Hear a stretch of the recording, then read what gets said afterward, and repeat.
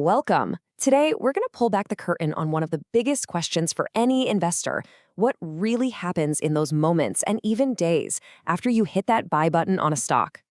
So you've been there, right? You make a trade, and poof, the money is gone from your account instantly. But then you check your portfolio, and nothing? The shares aren't there.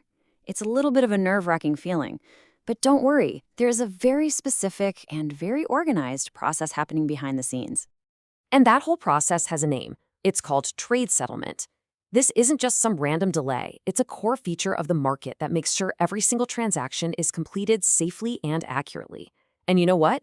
Understanding this is absolutely crucial, especially if you want to make sure you get paid those company dividends.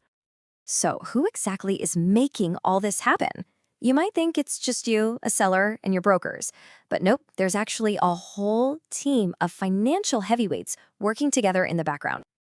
Think of it like this. You've got four main players, four guardians of your trade. The PSX, well, that's the big marketplace where everyone meets. Your broker is your ticket to get into that marketplace. And then you've got two other really important players you might not have heard of, the NCCPL and the CDC. These guys are like the official referees of the market. Okay, let's talk about the NCCPL, the National Clearing Company of Pakistan. The easiest way to think of them is as the market's ultra-secure accountant or escrow service. Their entire job is to step into the middle of the deal and guarantee that the buyer's money actually gets to the seller. It completely removes the risk of someone backing out.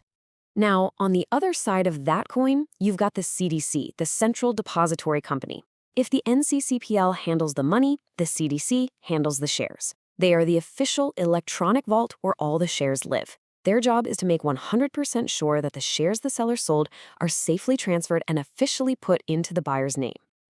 All right, so we've met the team, but how long does this all actually take? Turns out this whole dance runs on a very precise schedule. The whole thing runs on a strict timeline called T+2. Now, T is just a fancy way of saying trade day. That's the day you actually clicked buy. T+1 is the next business day when all the brokers and clearinghouses are busy doing their paperwork.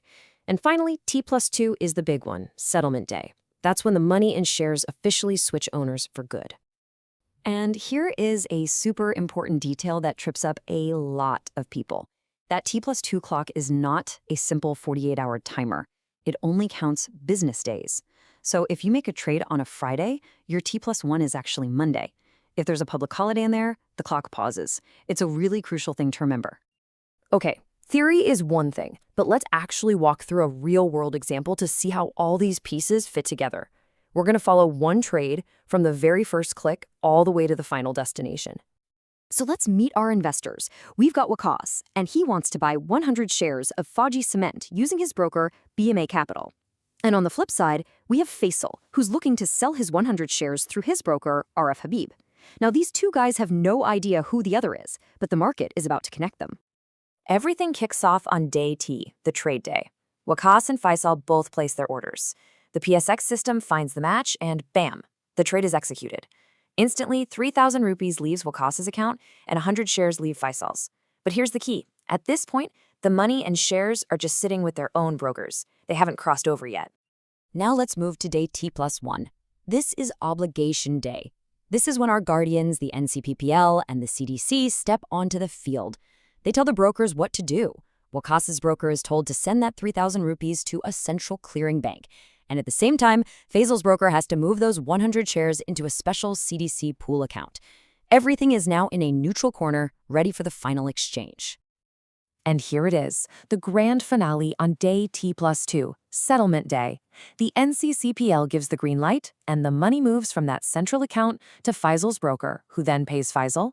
Simultaneously, the CDC moves the shares from its pool account to Wakas's broker, who then deposits them right into Wakas's official account. The trade is done. It's secure, it's verified, it's complete. So, after all that, you might be thinking, okay, that's a neat process, but why does it really matter to me?